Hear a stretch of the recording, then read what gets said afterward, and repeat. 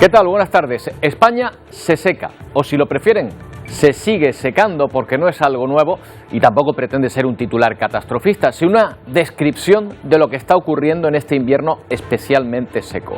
Detrás está probablemente el fenómeno del Niño, que ha provocado un excepcional año de pocas lluvias, pero hay que sumar a esto el cambio climático, que va rebajando poco a poco el régimen de lluvias que recibimos cada año. En Cataluña, hoy comienzan las restricciones.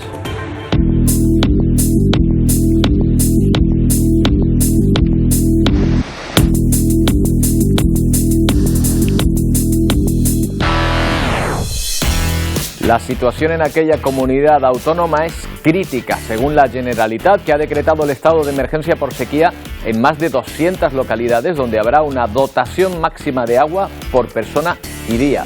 Ahora mismo está establecida en unos 200 litros, pero si la situación empeora, esa dotación se irá reduciendo conforme pasen los días. Los expertos consideran que tendrían que llover 30 días seguidos para recuperar la normalidad hídrica. Pero un nuevo anticiclón impide el paso a las borrascas que se acercan a la península. Es nuestra noticia del día. También nos fijamos en Ucrania, donde una bomba rusa ha alcanzado un hospital en Kharkov, donde ha habido que evacuar a decenas de personas. El obús impactó contra el edificio pasadas las 9 de la noche. Kharkov sufre ataques aéreos constantes, ya que se encuentra a solo 25 kilómetros de la frontera rusa. Ucrania recibe además un revés judicial y diplomático, porque el Tribunal de la Haya ha desestimado parte importante de su denuncia contra Rusia por terrorismo y declina emitir sentencias sobre el derribo del avión de Malaysia Airlines en 2014. Se espera que mañana viernes la misma Corte dicte sentencia sobre la demanda de Kiev contra Rusia por usar una falsa acusación de genocidio como pretexto para invadirla en 2022 y comenzar esta guerra que todavía sigue demasiado viva. Otra acusación entre ambos países, en este caso la de Moscú a Kiev, por derribar un avión de transporte militar con 74 prisioneros ucranianos a bordo la semana pasada. Esto ha puesto en duda el último intercambio de soldados que finalmente, ya ven, se ha producido. Unos 200 militares regresaron a casa en un nuevo trueque de soldados capturados. En estos 2 años de guerra, Rusia y Ucrania han realizado varias sesiones de prisioneros. Abrazos y lágrimas, en el que es ya el intercambio número 50 entre estos prisioneros ucranianos que por fin vuelven a casa. Ucrania va a ser tema central hoy en Bruselas, al igual que la situación en el Mar Rojo. La Unión Europea va a poner en marcha una misión militar contra los ataques de los hutíes yemeníes. 7 países se han ofrecido a aportar barcos e incluso liderar la operación, en la que no se espera a España, que ya ha anunciado que no participaría. El alto representante de Exteriores de la Unión, Josep Borrell, ha insistido que tendrá un carácter puramente defensivo. En las últimas horas, los hutíes afirman haber atacado un buque mercante estadounidense. Y en Gaza, el ejército de Israel recrudece su asedio sobre 2 importantes hospitales en el sur de la franja. Uno de ellos está en Khan Yunis, donde han muerto, según Cruz Roja, al menos 7 personas, mientras se sigue gestando una posible tregua para la liberación de los rehenes todavía en manos de Hamás. En el interior de la franja, la situación de los hospitales es terrible. Según la OMS, solo funcionan, y a medio gas, 14 de los 36 centros hospitalarios que existían antes de la guerra. Entramos en este hospital de Khan Yunis, el más importante de los que aún están operativos en Gaza. Los heridos que llegan son atendidos en el suelo. Faltan camas, equipos y médicos. Aquí todavía quedan unos 300 pacientes graves que aún no han sido evacuados por los continuos bombardeos.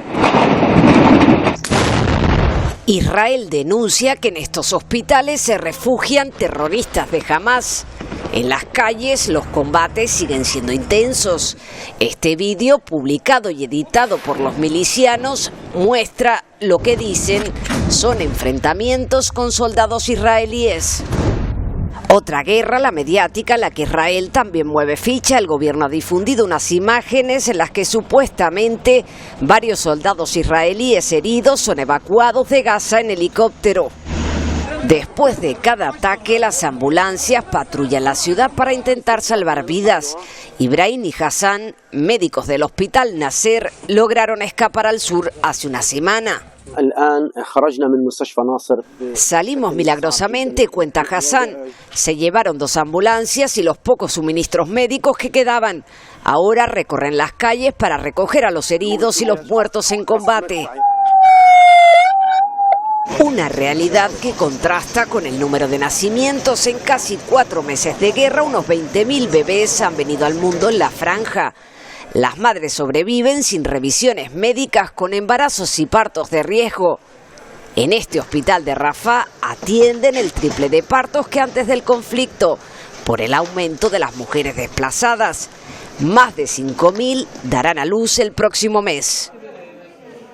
Miramos ahora a Venezuela porque las sanciones parece que poco a poco van llegando. Presiona a Estados Unidos con sanciones, por ejemplo, en el sector del oro. Y continúan las reacciones por parte de Venezuela. La Casa Blanca amenaza además con ampliar esas sanciones con el sector petrolero como represalia por la inhabilitación de la candidata presidencial de la oposición, María Corina Machado.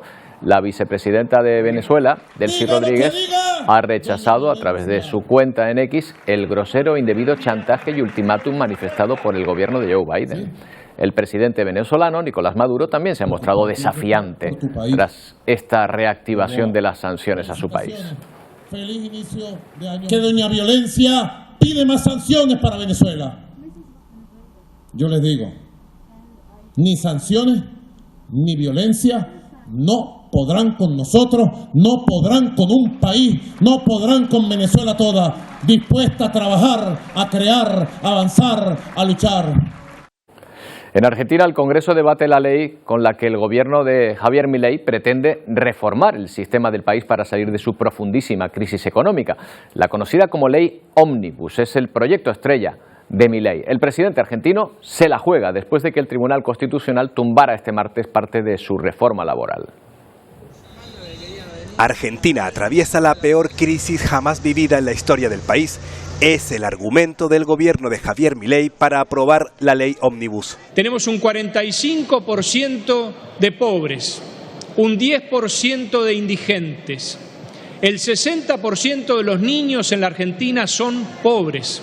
El gobierno espera que la reforma sea finalmente aprobada después de duras negociaciones con la oposición. De los 664 artículos que originalmente tenía el texto, quedan poco más de 300 según la agencia EFE. Pero ni aún así contará con todo el apoyo del Congreso. Porque el contenido a lo largo y a lo ancho de todo este proyecto es contrario al interés de los y las argentinas.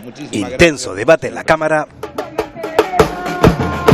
Tensa espera en el exterior del Congreso, donde cientos de manifestantes rechazan la ley Ómnibus. Tenemos fuerza para derribar todo el plan de Milei, la ley Ómnibus, el DNU, como el protocolo represivo.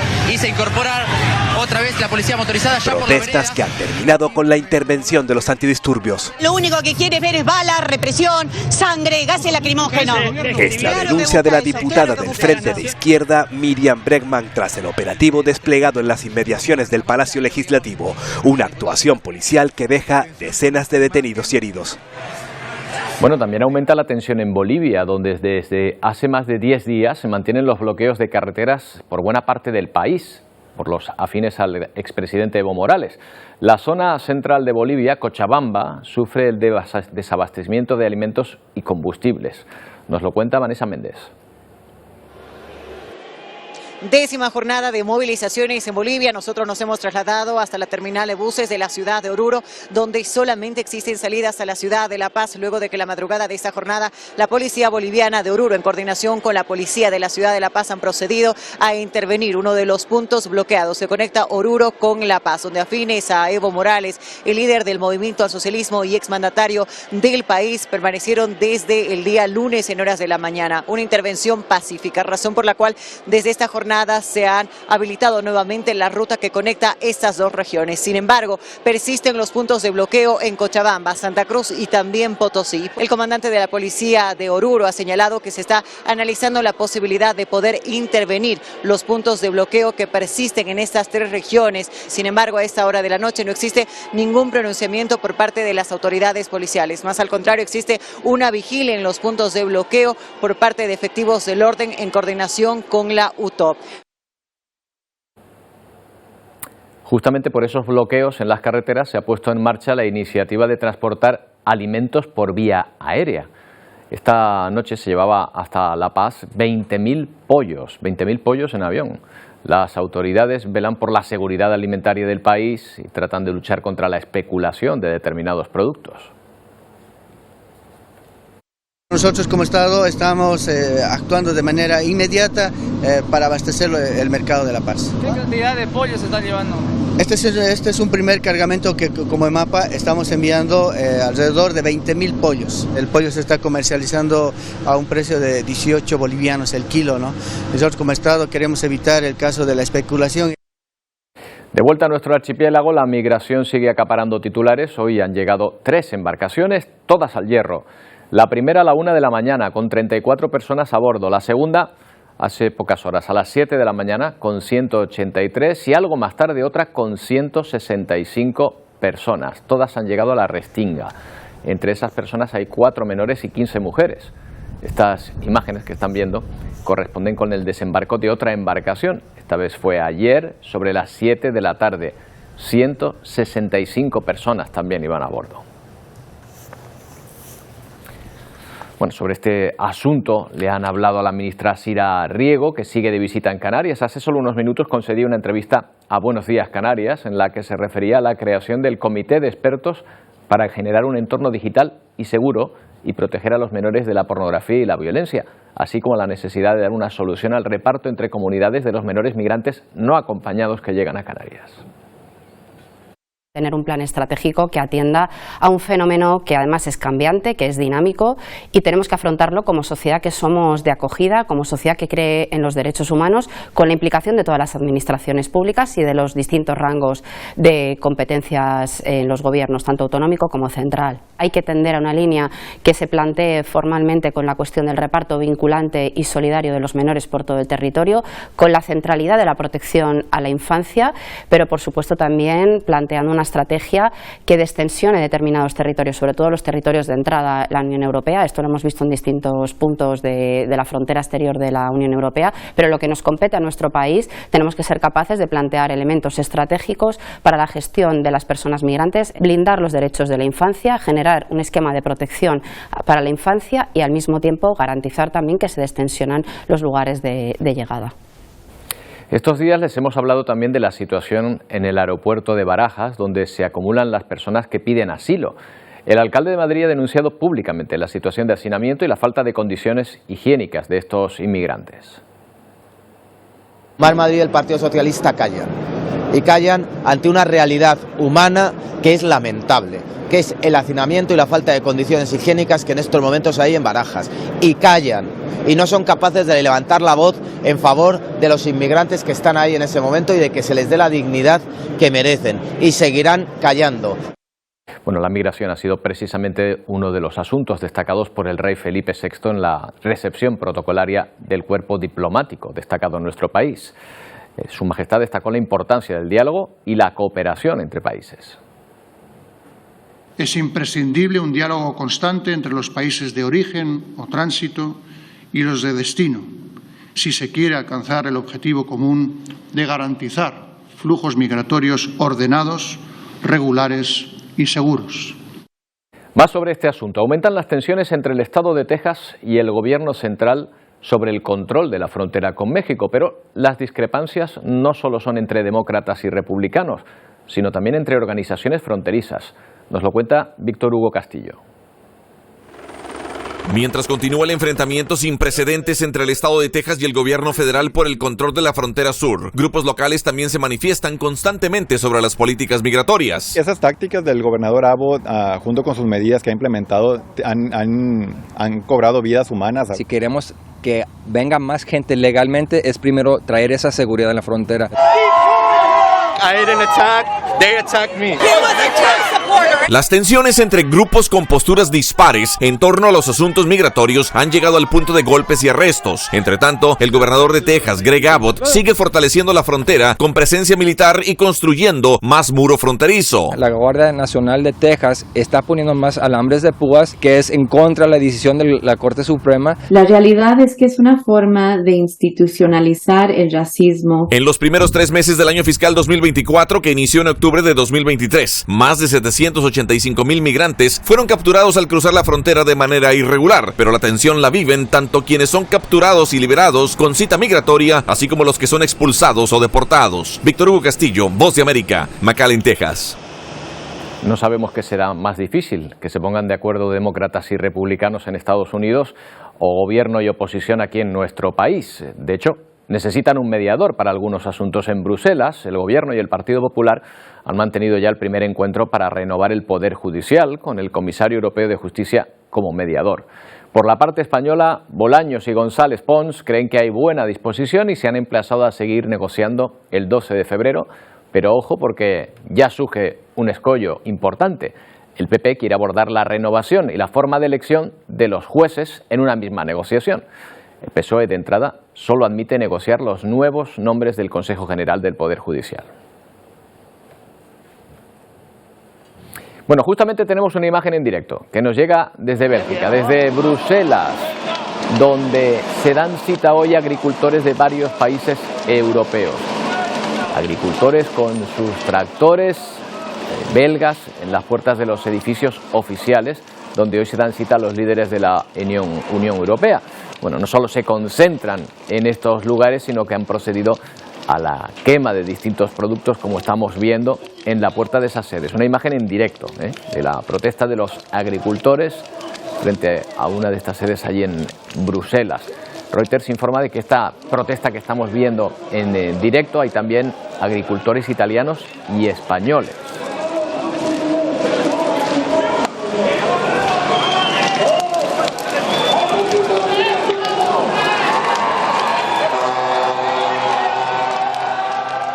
Bueno, se están extendiendo las protestas que comenzaron entre los agricultores franceses, lo saben, bueno, antes estaban los alemanes que ya lo habían hecho, los polacos. Esta tractorada que ven es también de hoy mismo, cientos de tractores franceses cortando una autopista de acceso a París.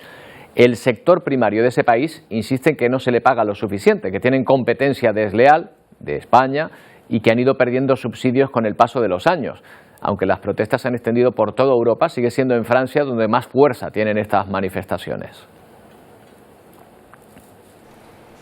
Así han pasado la noche en Bruselas. Decenas de tractores colapsan la Plaza de Luxemburgo a pocas horas de la celebración del Consejo Europeo, que hoy debatirá limitar las importaciones de Ucrania y flexibilizar las normas de las tierras en barbecho. Tenemos que escuchar, que trabajar con nuestra comunidad agrícola y buscar juntos las mejores soluciones, asegura Maros Šefčovič, comisionado de la Unión. Pero mientras eso ocurre, las protestas se extienden por Europa. Estas son imágenes de Francia, Bélgica, Grecia e Italia.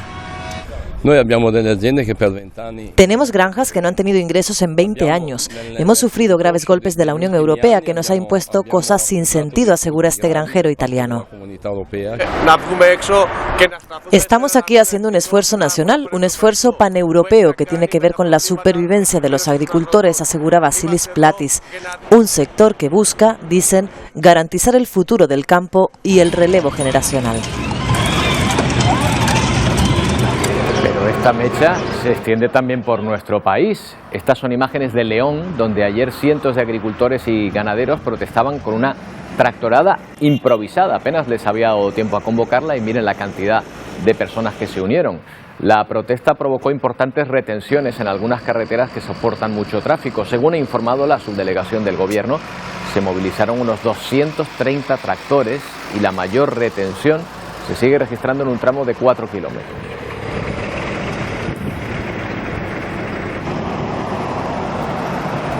Bueno, atentos a este tema que parece que sigue extendiéndose y que sigue engordando en toda Europa. Y atentos también a las disculpas del jefe de Meta, Mark Zuckerberg, en el Senado de Estados Unidos tras la denuncia de los familiares de víctimas de acoso y abuso sexual a menores a través de las redes, propiedad de esta empresa, tras la presión de los senadores que lo acusaron ayer de tener las manos manchadas de sangre. Las grandes tecnologías como Facebook, X o TikTok están en el punto de mira tras los abusos infantiles o el acoso de menores. I was sexually exploited on Instagram. I was sexually exploited on X. My son Riley died from suicide after being sexually exploited on Facebook. A los responsables de las redes se les acusa de no hacer lo suficiente para limitar los riesgos de sus plataformas, como la actividad de los depredadores sexuales o la prevención del suicidio adolescente. En una sesión en el Senado de Estados Unidos, Mark Zuckerberg, CEO de Meta, motivado por la presión de los senadores que lo acusaron de tener las manos manchadas de sangre, pidió perdón, lamentando todo lo que habían pasado y que nadie debería sufrir lo que han sufrido estas familias, asegurando la continuación en la inversión de la protección para que no vuelva a suceder. Hablamos con Carmela del Moral, es responsable de políticas de infancia de Save the Children. ¿Qué tal, Carmela? Buenos días. Buenos días y muchas gracias por este espacio. No, gracias a usted por prestarnos su tiempo. Oiga, estas acusaciones, que sabemos que puede ser una licencia dentro del debate contra Mark Zuckerberg y otros CEOs de tener las manos manchadas de sangre, ¿le parece exagerado? Bueno, tenemos que entender que el entorno digital es un entorno en el que se desarrolla la vida de niños, niñas y adolescentes y que, como el entorno físico, tiene también sus riesgos y sus violencias, y hemos visto que efectivamente Internet puede tener una parte muy positiva de garantía de determinados derechos, como el derecho a la información, a la participación, pero también es un campo en el que se ha generado violencia, violencias específicas, violencias que, igual que existen en el entorno físico, existen en el digital y que, bueno, lamentablemente ha habido casos extremadamente graves de esta violencia. Con lo cual, bueno, probablemente sea una declaración política, ¿no?, la que hemos escuchado, pero desde luego lo que nos tiene que llevar es a reflexionar acerca de si Internet es un entorno seguro para los niños y las niñas y qué medidas se deben poner al respecto para garantizar que sí lo sea. Claro, lo que se le achaca a los responsables de estas compañías es que quizá precisamente no han hecho lo suficiente o no han puesto los suficientes medios para limitar de alguna manera esos efectos sobre los más jóvenes. De alguna manera, Internet se ha diseñado y las plataformas se han diseñado sin una perspectiva de infancia y sin una perspectiva de protección a la infancia. A la generación llamada nativos digitales les hemos lanzado al mundo de Internet sin una guía de uso, sin un manual de cómo comportarse, sin tampoco normas de seguridad, y han sucedido estas cuestiones, ¿no?, en muchos casos. Y muchas plataformas no han tenido a tiempo mecanismos de protección suficientemente estrictos y efectivos, ¿no? Entonces es esencial revisitar y repensar cómo están planteadas estas redes, qué efectos tienen en la infancia y qué medidas hay que poner en marcha para paliar o minimizar los efectos más negativos que puedan tener. ¿Ya se están implementando? ¿Está usted detectando que esos límites que reclaman, esa responsabilidad de las compañías, se está produciendo? ¿O estamos hablando de medidas para maquillar algo que realmente sigue igual? Bueno, yo creo que creemos que cada vez más hay una conversación más pública y se considera cada vez una cuestión más prioritaria el regular estas cuestiones, ¿no?, y realmente garantizar esta seguridad también en Internet.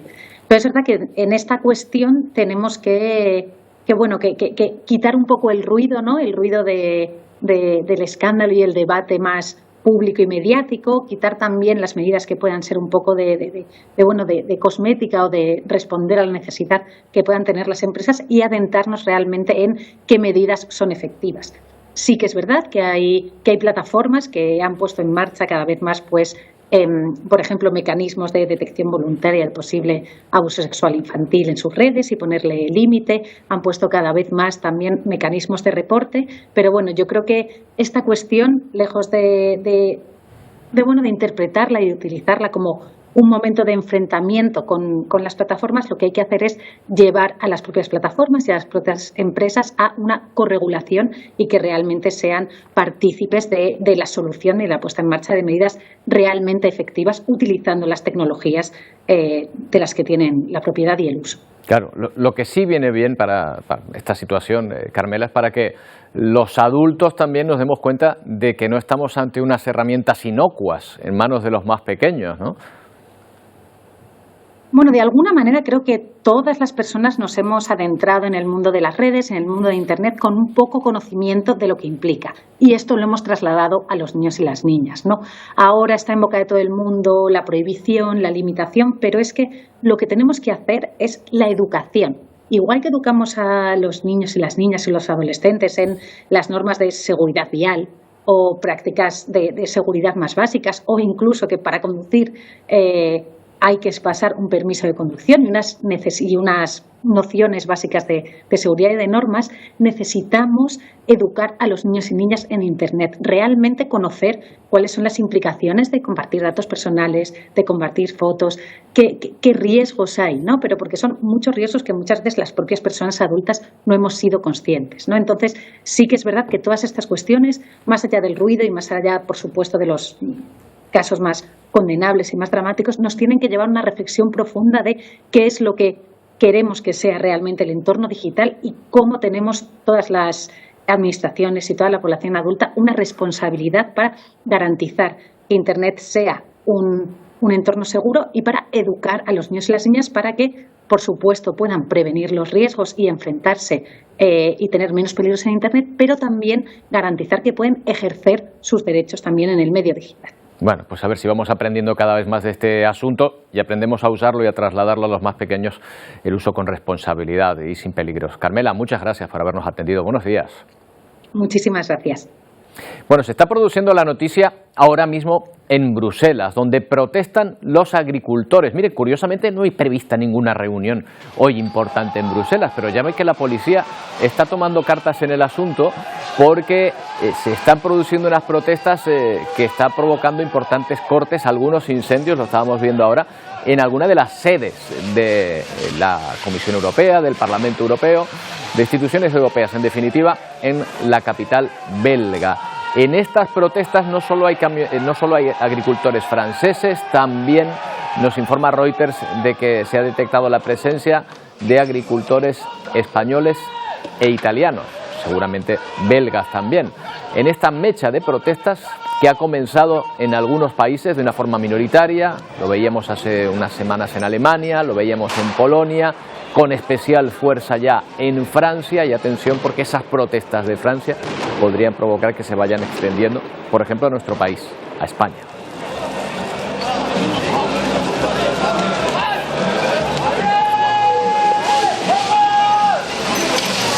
Bueno, vemos a la policía cómo está actuando ahora mismo contra esas personas. Hace un momento había un incendio que se estaba produciendo ahí, lo veíamos en directo, y que han tenido que apagar los bomberos y las fuerzas de seguridad. Bueno, un asunto del que seguramente vamos a seguir hablando hoy y estos días. Bueno, y otro que nos planteamos, los editores de libros se han preguntado cuánto leemos los españoles de media y se han encontrado con que un tercio de la población se empeña en no leer nunca o casi nunca. Por suerte hay otros tercos, 2 tercios, que lo siguen haciendo con cierta asiduidad. Además, pese al aumento de distracciones electrónicas o televisivas, las personas que leen por placer han subido en los últimos 11 años. Pero los editores advierten que esta buena noticia tiene un reverso oscuro. Enseguida averiguamos cuál.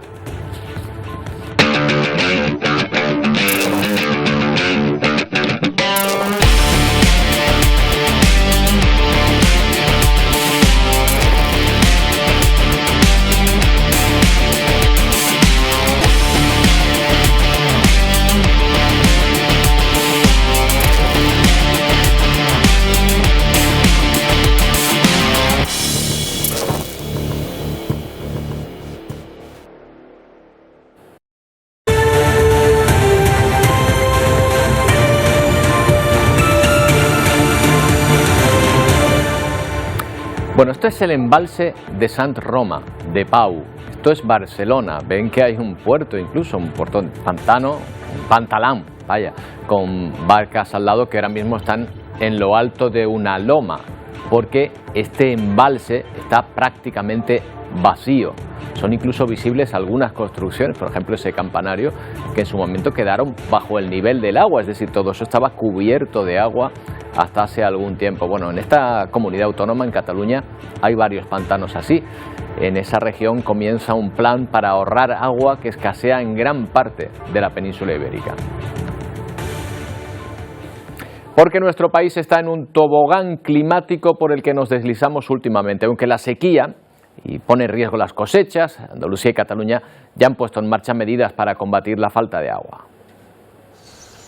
Cataluña cierra el grifo y activa el plan de emergencia por sequía en 200 municipios, incluido el de Barcelona. La medida supone duras restricciones que afectan a la agricultura. La zona de huerta, esto sí, zona de frutales, esto también, pero lo que es el cereal lo que le conviene es agua de lluvia. La ganadería. A los que tenemos ganado, pues muchísimo más. Y el ocio. A día de hoy a muchos campings lo que están es adaptando sus instalaciones de piscinas para poder utilizar agua de mar. Las piscinas de los hoteles, campings o balnearios no se podrán rellenar, aunque hay excepciones como las deportivas o de uso terapéutico.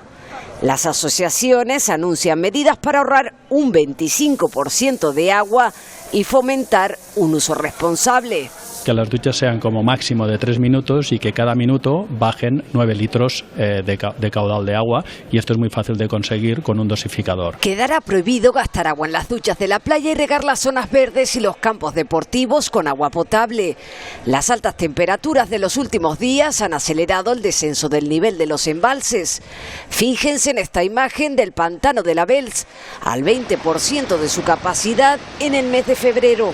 La humanidad siempre ha vivido junto al agua y el agua parece ser que no quiere saber mucho con nosotros ahora. Andalucía califica la situación de catástrofe. El Ayuntamiento de Sevilla ha aumentado la factura del agua para fomentar el ahorro. En Málaga los vecinos se llevan las manos a la cabeza. Te das cuenta de que dentro de nada estamos sin agua y sin agua no se puede vivir. Al no llover no cría comida. El terreno, al no cría comida, los animales tienen que desplazarse más lejos. Porque nunca antes habían visto el embalse de Guadalteba tan seco. Hablamos con María José Polo Gómez, es catedrática de Ingeniería Hidráulica del Departamento de Agronomía, Unidad de Excelencia María de Maestu. ¿Qué tal? Buenos días, María José. Buenos días. Bueno, los pantanos más vacíos que nunca llevan a plantearnos si estas infraestructuras siguen siendo, digamos, la piedra angular del abastecimiento, o tenemos que mirar ya otras opciones. Los embalses de abastecimiento son los que han permitido que no vivamos esta situación de escasez de agua con más frecuencia, porque sequías meteorológicas hemos tenido varias, pero sobre todo desde la gran sequía de los años 90 se intensifica la red de embalses, y eso ha hecho que hasta ahora no seamos de nuevo tan conscientes de lo que supone la escasez, que es falta de agua acumulada precisamente en esta estructura, falta de garantía de que podamos atender todos los usos. Claro, y una vez entrando en esta situación, en este caso de sequía, aparte de ahorrar agua, ¿hay soluciones a corto plazo? ¿Qué sé yo, la construcción de desaladoras o de pozos? Claro, ahora mismo lo que estamos ya es una emergencia. Entonces hay que pensar en las prioridades de corto plazo. Las prioridades de corto plazo son, primero, que la población no se quede sin abastecer, y segundo, que otros usos que puedan ser muy prioritarios por razones concretas, minimizar las pérdidas y el riesgo. Por ejemplo, aquí en Andalucía se acaba de aprobar el cuarto decreto, donde hay medidas de emergencia pero a corto plazo, y que son pues, cuestiones como las que has comentado, desaladoras, reforzarla, mejorar la capacidad de tratamiento de la SETAP y otras estaciones de tratamiento para que podamos aprovechar más agua que inicialmente no tiene tanta calidad, en fin, una serie de obras hidráulicas que puedan permitir pasar un poco de agua de un embalse a otro y dar riegos de emergencia en otros lugares. Pero son soluciones de emergencia y, por lo tanto, el largo plazo de la emergencia que contemplan estas medidas ahora es como mucho un año. ¿Qué tenemos que hacer en paralelo? Pues yo creo que aprovechar esta conciencia que tenemos ahora mismo todos de la escasez, que repito, no es lo mismo que la sequía, para saber que las medidas de ahorro las tenemos que hacer aun cuando no vivamos aquí. Que es como tirar billetes por la ventana cuando nos sobra. Nadie lo hace, aunque nos sobre. Pues esto nos tiene que hacer pensar en el largo y medio plazo de verdad. Claro, tenemos que empezar a utilizar o a ver el agua de otra manera. ¿Cómo es de eficaz nuestra estructura para trasladar el agua? ¿Perdemos mucha agua por el camino o esto es el chocolate del Doro, por así decirlo? Bueno, no. Cuando el agua es escasa, el chocolate del Doro no es nada. Sigue habiendo pérdida. Se han hecho muchos esfuerzos en la última década para evitar esa fuga, modernizar conducciones, canalizaciones, con resultado desigual según las comunidades autónomas y los sistemas, pero bueno, se ha mejorado mucho, aún queda mucho por hacer. Y forma parte también de los paquetes de medida de emergencia que tanto en Cataluña como en Andalucía se están implementando. Pero yo insisto en el mensaje, la escasez se gestiona de emergencia cuando la tenemos encima. La escasez se gestiona de cara al futuro, para que esto no vuelva a pasar y que si pasa seamos menos vulnerables. Y hay una cuestión ahí muy clara, que es que empecemos a pensar en reducir consumo de manera estable, no solo cuando no hay agua. Claro, lo que ocurre es que si el agua es barata, no parece que nos cueste tanto tirarla por el desagüe, ¿no? ¿Usted sería partidaria, por ejemplo, de subir el precio del agua ante la escasez que tiene o por lo menos subirla a partir de un tramo? Ya hay subidas de costes del agua, de precio, no de costes, de precio del agua a partir de un tramo, además, por lo menos en mi factura aquí municipal la veo contemplada claramente, ¿no? Nosotros no estamos pagando el agua al valor que tiene. Es un derecho, además, fundamental de todos los ciudadanos. Una política de tarificación debe revisarse, pero debe también evitar que haya desigualdades, que los ciudadanos, en función del punto que vivan de España, tengan que pagar el agua a un precio diferente. A mí, a nivel individual, me parece injusto, no es equitativo. Yo sigo pensando que lo que hay que hacer es darnos cuenta que no podemos consumir. Esto es un aviso. Es un aviso. No hemos tenido escasez antes porque tenemos muchos embalses, muchas obras hidráulicas. Hemos automatizado, hemos modernizado regadíos, hemos puesto grifos con condiciones especiales en nuestras casas, etcétera. Pero aún así es que estamos por encima del consumo de agua total, sostenible, no solo a nivel nacional, sino por comunidades autónomas y comunidades pues, que viven su economía del agua y tienen un clima que ya sabemos que estas sequías nos van a venir, nos han venido siempre y parece que cada vez vienen más intensas y más desiguales. Entonces, a lo mejor hay que empezar a lo mejor yo María José, pienso que hay que reconvertir el modelo. Otra gran infraestructura de la que se habla muchas veces es la de los trasvases. ¿Estarían los trasvases de las cuencas con más agua, que a veces se va mucha precisamente al mar? ¿Sería la solución? ¿Se podría encontrar una solución ahí en los trasvases o no?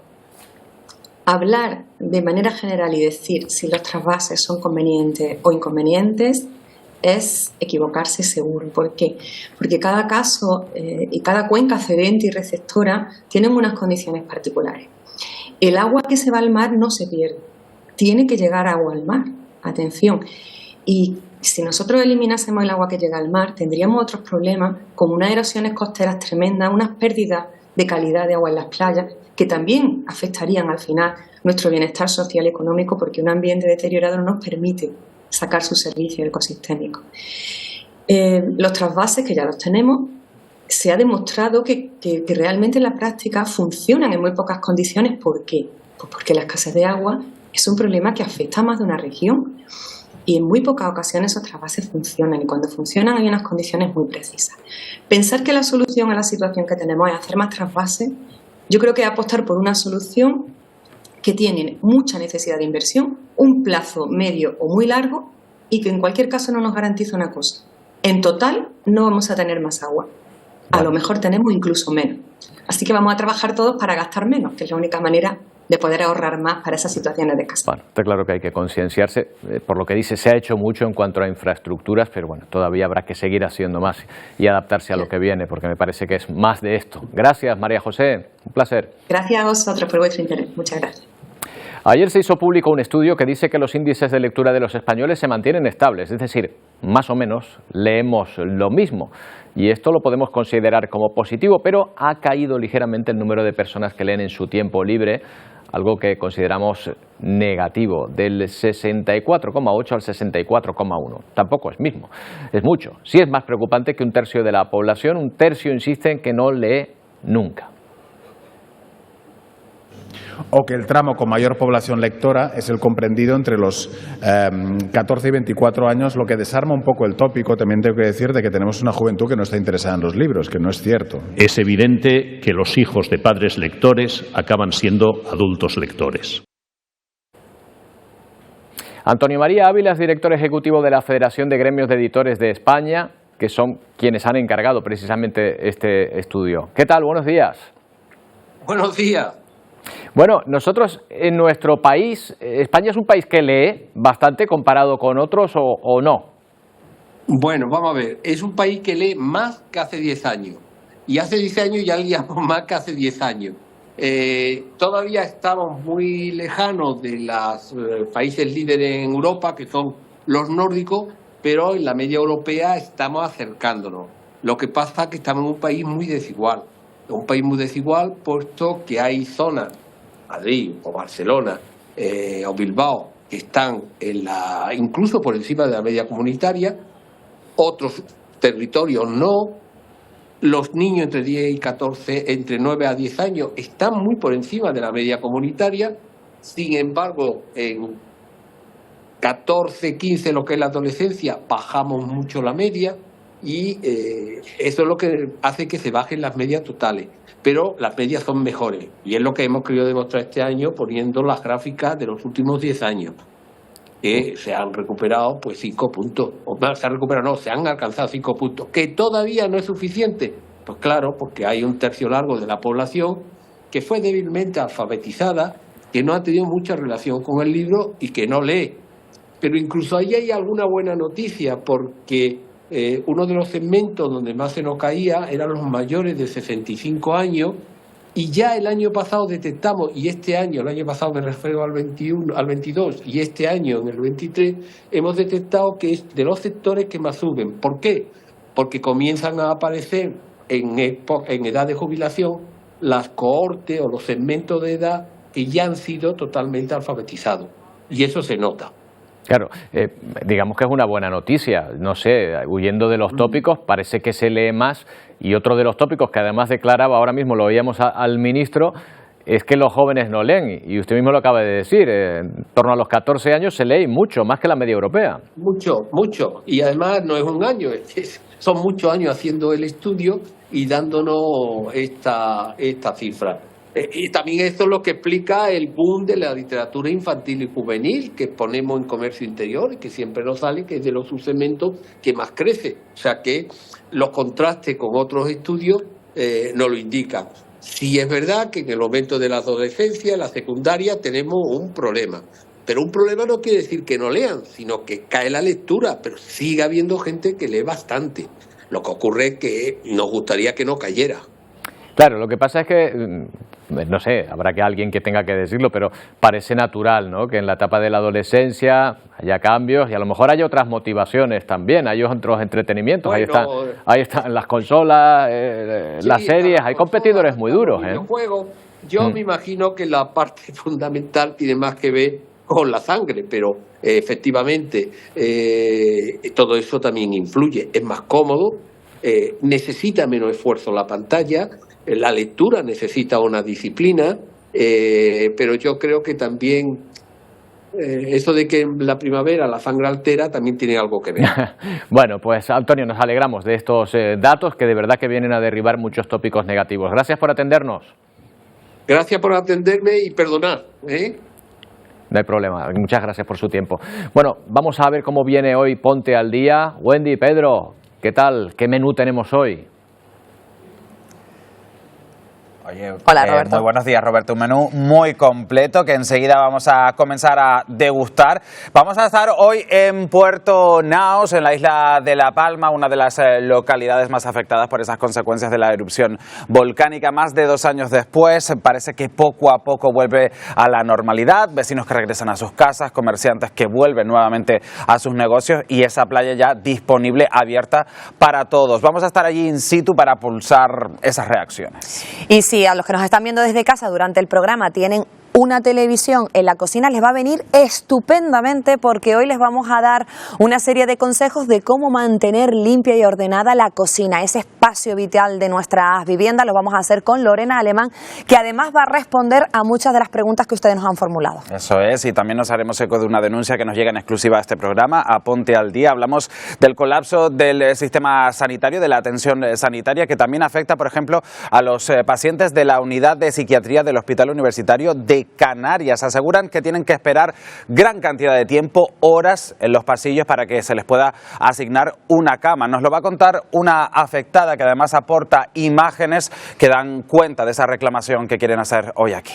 Y hoy además también hablaremos de los grandes problemas que tienen las trabajadoras principalmente y los trabajadores para poder conciliar la vida profesional con la vida personal. Y es que Canarias se sitúa a la cabeza de las peticiones de excedencia, precisamente y por la mayor parte para cuidar de personas mayores y también de los más pequeños por falta de guarderías. También los bajos sueldos influyen en estas peticiones. Con todo este menú y más asuntos, como siempre, pendientes a la última hora de la actualidad en Canarias. En nada, empezamos Ponte al Día. Hasta ahora. Hasta ahora. Y en cuanto al tiempo, gracias compañeros, febrero comienza sin grandes cambios. Precisamente desde las 9 de la mañana está activada la prealerta por calima, otra vez, en todo el archipiélago. Polvo en suspensión, que ya empieza a notarse. Ahí ven esta imagen en directo. Es verdad que es menos denso que en jornadas anteriores, pero es que ya llevamos bastantes días aguantando esta calima. Todo apunta además a que va a aumentar su concentración, es decir, que la cosa va a ir a peor a lo largo del día. De cara a mañana, pocos cambios, cielos despejados con algunas nubes altas y presencia de calima, como decimos, sobre todo en la vertiente sur y este, aunque vamos a notar prácticamente en todo el archipiélago. Las temperaturas no tienen cambios, un poquito más frías, aún así altas para un mes de febrero. Tendremos viento del sureste entre flojo y moderado, y en el mar marejada con olas de 1 metro de altura.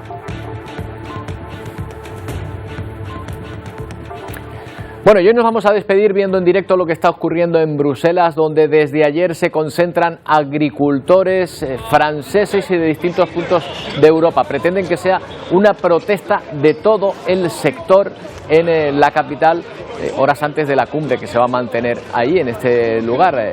Los protestantes, los agricultores protestan por los altos precios, por la falta de ayudas, por el empobrecimiento que aseguran están llevando al sector las políticas agrarias europeas. Aquí están esas protestas que los agricultores insisten en que quieren que sean pacíficas, pero ya ven que en algún momento pues se ha desmadrado. Hemos visto cañones de agua contra los agricultores, vemos ahora los antidisturbios desplegados en torno a esas pilas de heno que en algún punto hemos visto arder. Ahora mismo esta es la situación en directo de esas protestas de los agricultores, unas protestas que se extienden desde Francia, Alemania, a otros países europeos. Con estas imágenes les dejamos. Volvemos mañana a partir de las 11 en una nueva edición de Atlántico Noticias. Adiós.